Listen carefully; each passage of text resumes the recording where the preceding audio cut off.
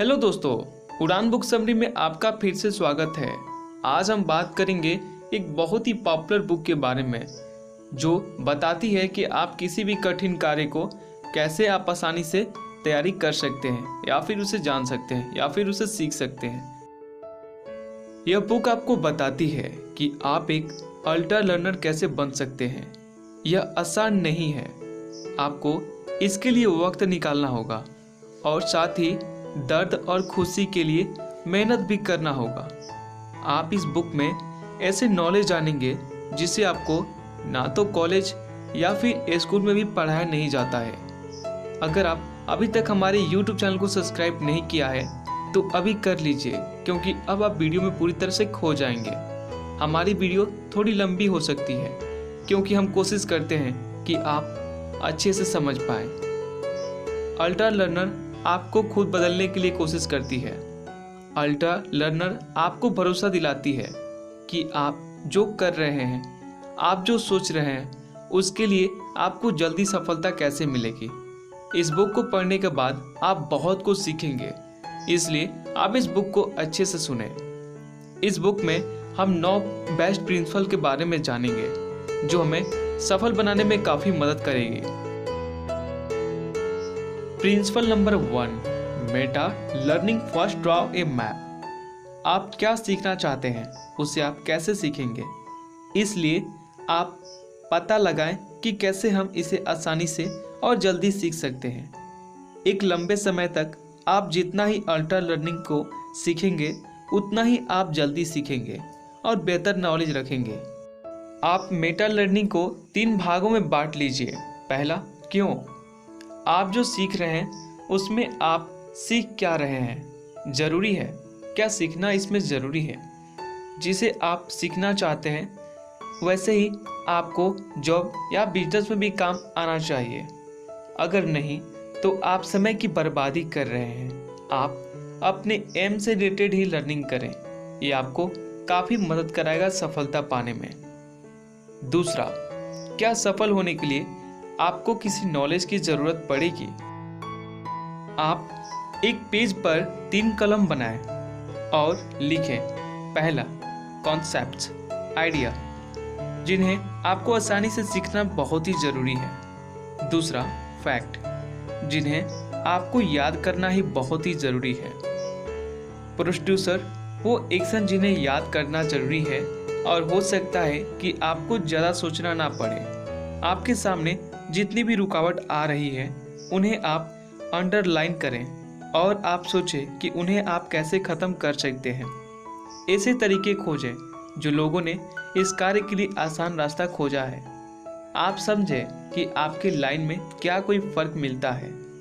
जब भी आप कुछ सीखना है उसमें आप 10% सिर्फ रिसर्च करने में लगाएं और जैसे जैसे रुकावट आ रहा है वैसे वैसे आप अपना फोकस भी बढ़ाते रहें और अपने प्रॉब्लम को भी सॉल्व करते रहें।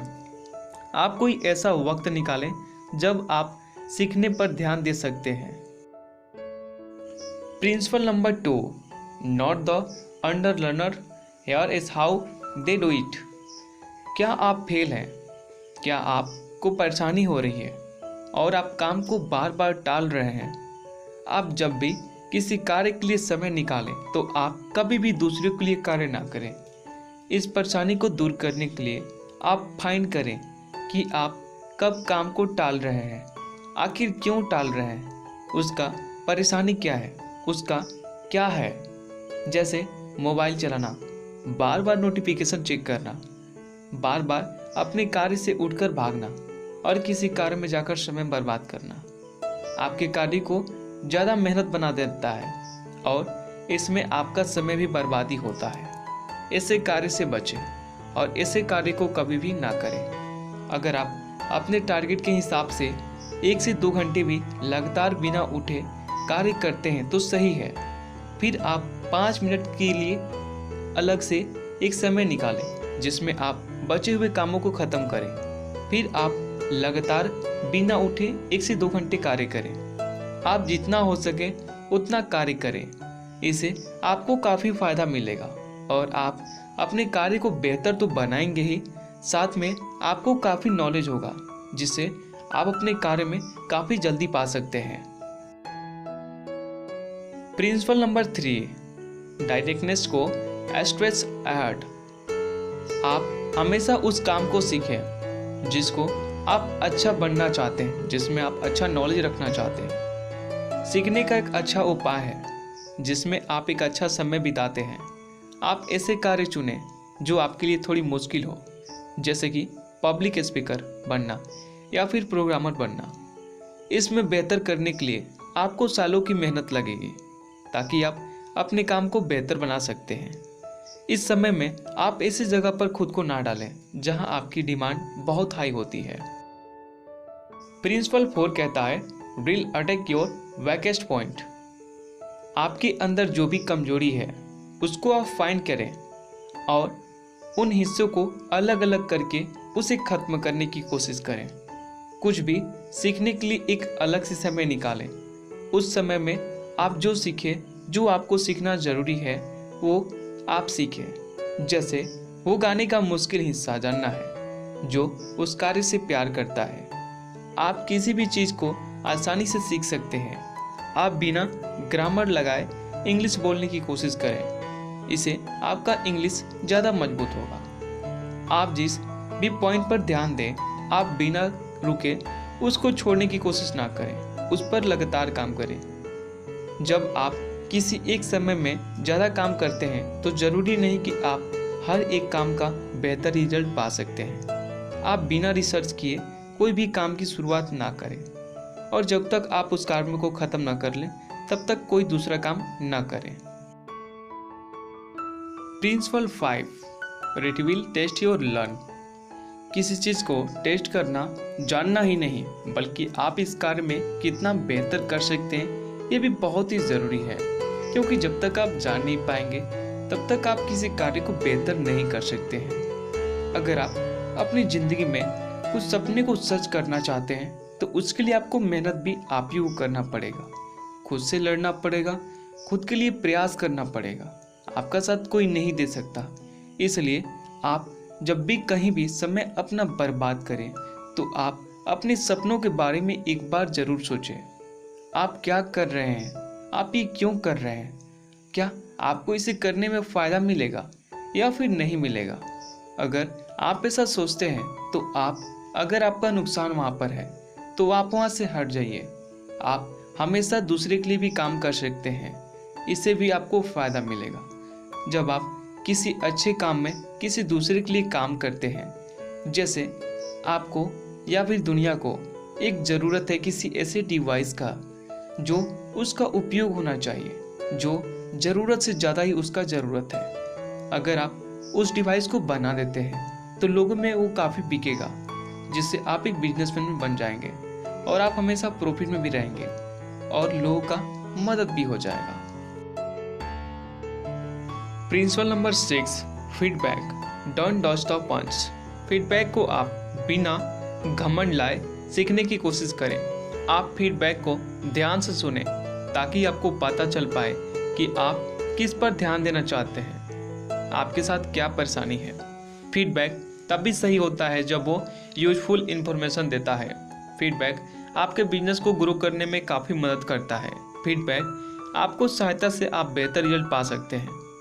आप सिर्फ अच्छे कार्यों के ही फीडबैक नहीं बल्कि आप बुरे कार्य को भी फीडबैक लें ताकि आपके बिजनेस के प्रॉब्लम के बारे में पता चल सके, या फिर आने वाले ऐसा फीडबैक ना लें जो आपको बताए कि आप अच्छा कर रहे हैं या फिर बुरा। कभी कभी हमसे भी बेहतर सोच की आइडिया हमारे फीडबैक में मिलती है, इसे हमें छोड़ना नहीं चाहिए। अच्छी फीडबैक के लिए आप अपना भी प्रोडक्ट यूज कर सकते हैं। Principle 7, retention, don't feel a leaky budget. आप जब भी बोले तो याद रखिए कि आप क्या बोल रहे हैं। आप इम्पोर्टेंट बातें को हमेशा याद रखें। हम अक्सर सीखे हुए बातों को जल्दी भूल जाते हैं। अल्ट्रा लर्नर किसी भी चीज़ को सीखने के लिए स्पेशलाइजेशन सिस्टम का उपयोग करते हैं। जब आप किसी चीज़ को बार बार करते हैं तो वो आपके लिए आसान बन जाता है। ओवर लर्निंग से आप अपने माइंड हिस्ट्री को ज़्यादा देर तक याद रख सकते हैं। Principle 8, institution, big deep before building up, समझना कैसे काम करता है, इसे आप समझें। इसके लिए कभी आप ऐसा ना सोचें कि आपके लिए बहुत ही मुश्किल है या आप इसे कर नहीं सकते हैं। किसी चीज़ को ज़्यादा देर तक पढ़ना ज़रूरी नहीं है। आप उसके साथ साथ क्या आप उसमें समय दे रहे हैं? अगर नहीं तो आप उसे फिर अब आप बेहतर और अच्छे तरीके से सीखेंगे। मुश्किल परेशानी से आप जल्दी हार ना मानें, खुद को मेहनती बनाएं। जब आप हार मानने वाले हो तो एक अलार्म लगाएं, जिस टाइमर में आप 10 मिनट का समय देते और 10 मिनट के अंदर में आप एक्स्ट्रा काम करें। ये आपके बेनिफिट के लिए काफ़ी उपयोग होगा। Principle nine, experimental, explore outside your comfort zone. किसी सफलता किसी दूसरे के रास्ते पर चलकर नहीं आती है। जब आप खुद कुछ नया करते हैं तब आपके लिए वो बेहतर साबित होता है। जैसे आपकी नॉलेज बढ़ती है वैसे वैसे आप बेहतर कार्य करने लगते हैं। आप अपने काम को जिस भी सामान के साथ शुरू कर सकते हैं, आप उन्हें अपना एक डीपली चीज़ बनाएं जिसमें आप अच्छे से सोचें। फास्ट वर्क करने के लिए आपको काफ़ी सहायता मिलेगा जब आप किसी भी कार्य में ज़्यादा नॉलेज रखेंगे। आप किसी भी कार्य को करने से पहले आप अच्छे से रिसर्च करें। आप अपने कार्य को, अपने हथियार को ताकत बनाएं। जो भी आप ग्रो करना चाहते हैं उसे आप अच्छे से सीखें ताकि आप अपने आप से एक वादा कर सकें कि आपको इसमें अच्छा रिजल्ट लाना है।